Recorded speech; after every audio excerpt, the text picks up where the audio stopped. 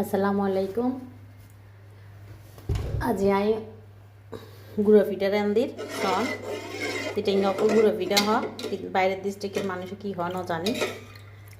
এতে দুধ দিলাম 1 কেজি, এলাচি দিলাম, দালচিনি দিলাম, তেজপাতা দিলাম, 2-3 ডালদিনি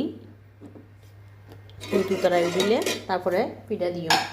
গুঁড়ো পিঠা আসলেই নাই ন বানাই বঞ্জি এসেল বেড়াইতো বঞ্জি জালের বাসাত বেড়াইতো গিয়ে জালে তো এই জালের দিয়ে রান্না করে খাইবার লাই আর বঞ্জি সময় নফা আর আনি দিয়ে রান্না করে খাইবার লাই আমাদের খেলামণি ধরেন আপনি রান্না করে খেয়ে নিয়েন। তাই আজি বই থাকি ভালো না লাগে তো এই ফ্রিজে রাখি দিলাম এতদিন, বেশ কিছুদিন হইয়েন ফ্রিজে রাখি দিই। এখন রান্না করজুম সনাই কীভাবে রান্না করির।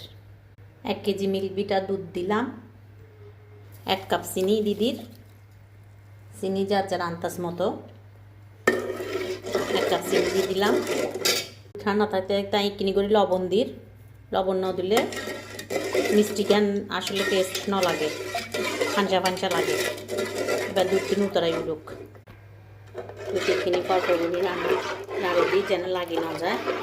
এটা অল্প করে কিশমিশ নিলাম আর 1 ফালা নারকেল হোড়াই এনে নিলাম। পিঠার মধ্যে নারকেল না দিলে মজা না লাগবো, এটালাই নারকেল হোড়াই নিলাম। তারপরে মানে ঘি দিও মাই ভালো ঘি দিও 2 চামচ রান্নার পরে। সন দুধ উতরাই উঠছে, চুলা জ্বালান ছোটো করে দিই।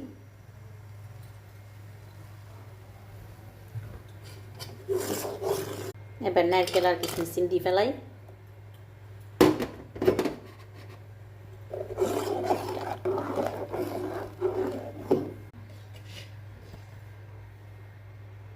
মিঠা কিনো দিদির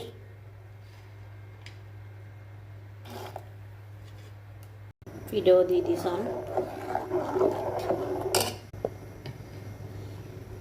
2 চামচ ঘি দিয়ে দিলাম।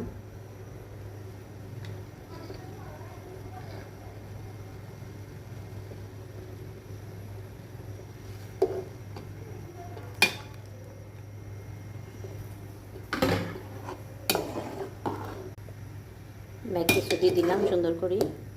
এবার মিষ্টি যার যার খুশি মতো আমি চুলের জ্বালানি কিনে হমাই না